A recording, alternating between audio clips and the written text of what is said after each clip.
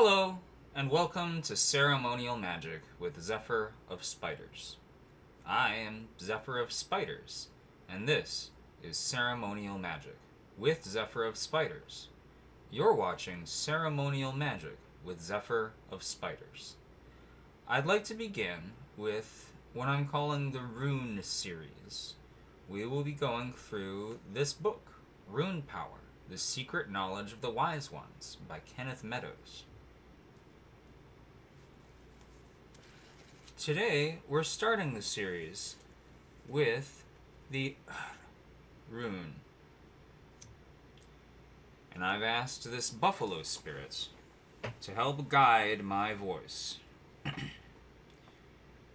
Please, for the world.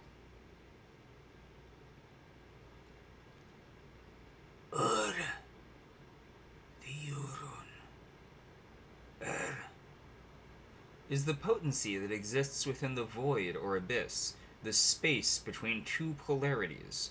In Nordic mythology, it is the space between cosmic ice and cosmic fire. This space is not nothing, as we might assume it to be. It is filled with numinous power, called in Old Norse Ginnung. The gin part of the word is similar to the be in becoming, meaning that which is in being before formation and manifestation take place.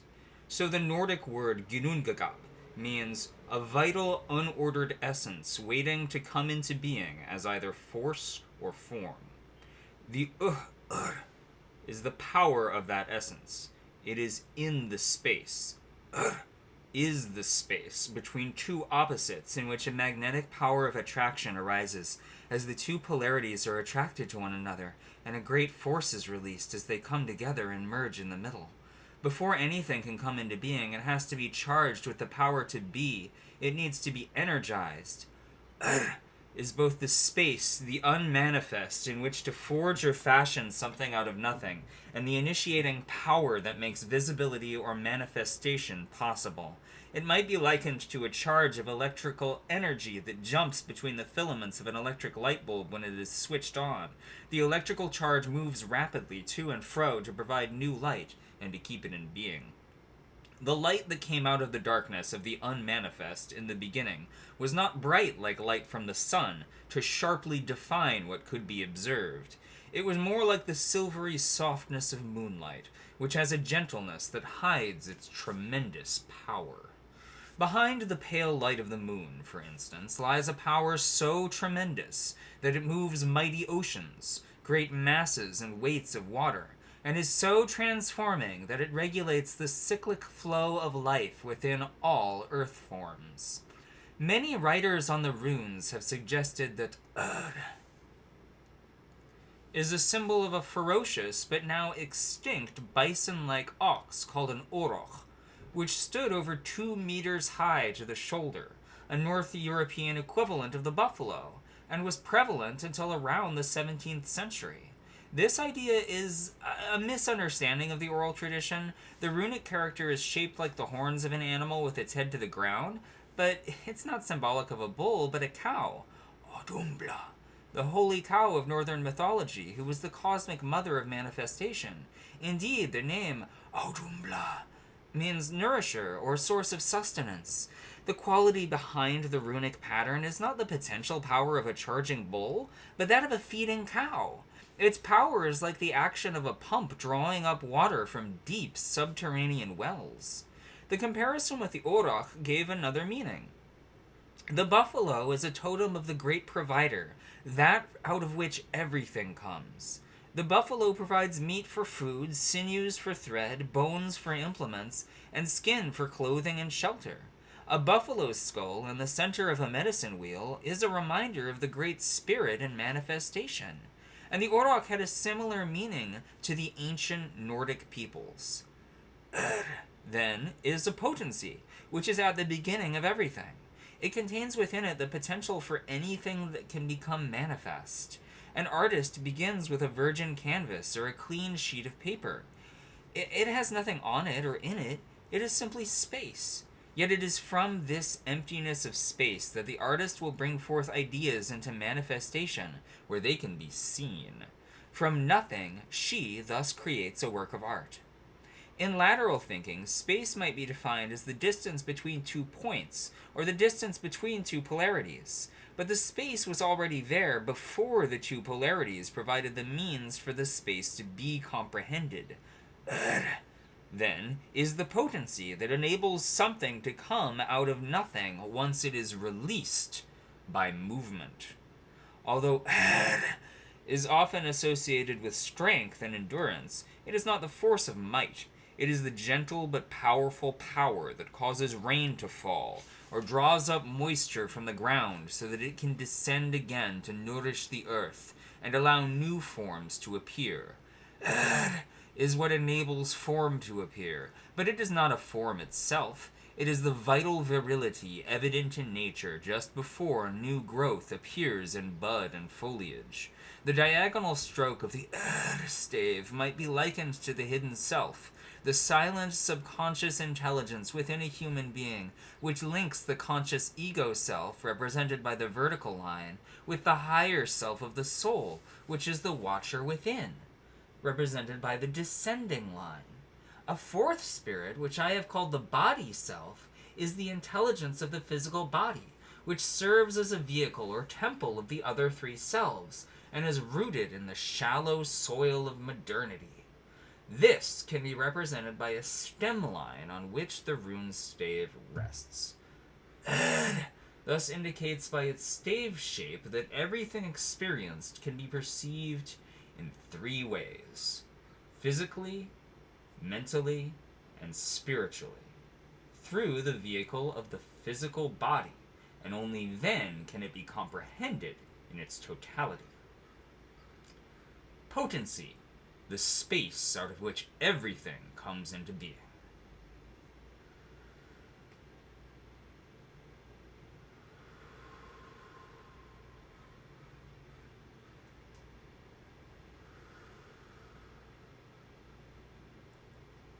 Limitless potential. Infinite possibilities. Sustained strength. Renewal. Release of energy. Untamed power. Sudden change is the release of creative power that brings about sudden change. It is the power that precedes a new cycle of activity. It is helpful, therefore, where there is scope for new ideas, a fresh start, a change of circumstances, or an immediate boost in morale. Have the courage to let go of things you no longer need. Then you will allow new possibilities to arise. Observe, orient, decide, act, explain. Observe, orient, decide, act, explain. Observe, orient, decide, act, explain.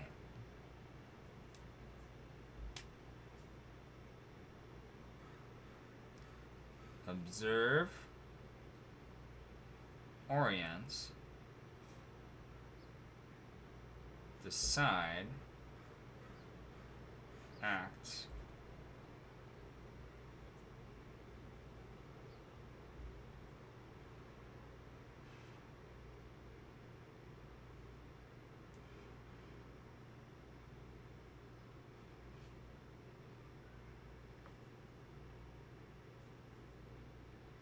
observe, orient, decide, act, explain. Observe, orient, decide, act, explain.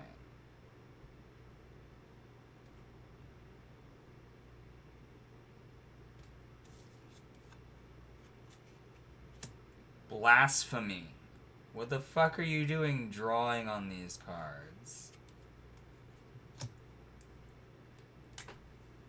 I am a witch. I am a witch. I am a shaman. I am on a spiritual journey. And in a materialist sense, these are my cards.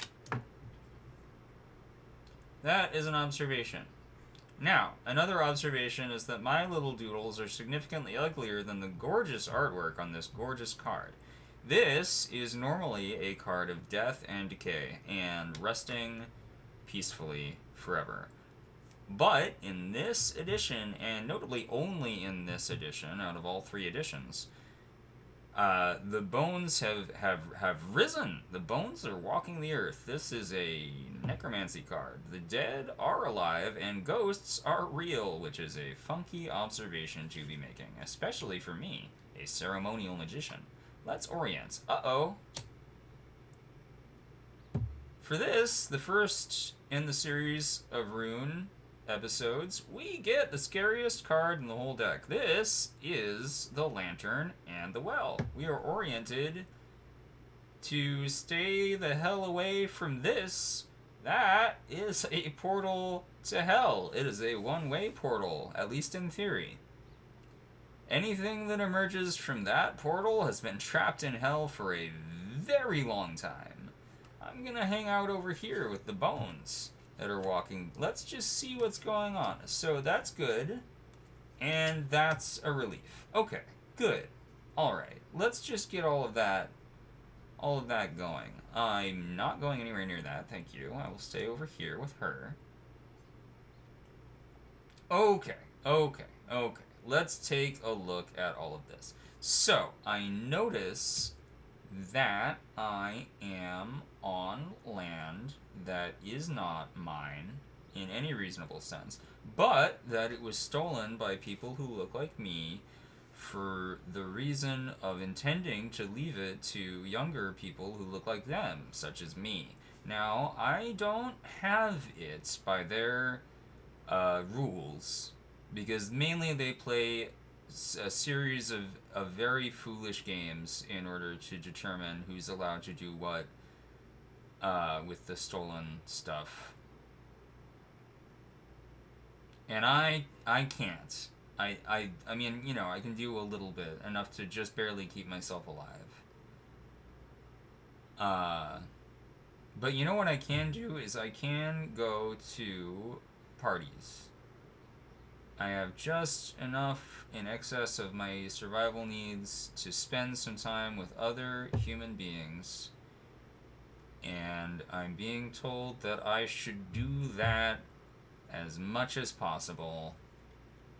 But I am a little nervous about it because of all of this energy and this energy, because technically the United States, as you know it, is a huge prison and death camp for everything in the world, especially me. And we're just gonna have to start by acknowledging that. Seems bad, bruh. You know, it seems like something that should not be. And so, I welcome the pre-modern understandings of the world back into at least my gay little corner of this section of reality. It's, well, you know, this part of it got a little heavier. But, you know, this is the origin story of Portland. Is some people showed up and took it. And they shouldn't have done that, because of reasons that we will get into. Thank you for joining me on this depressing journey. I'm Zephyr of Spiders, and I'll see you next time.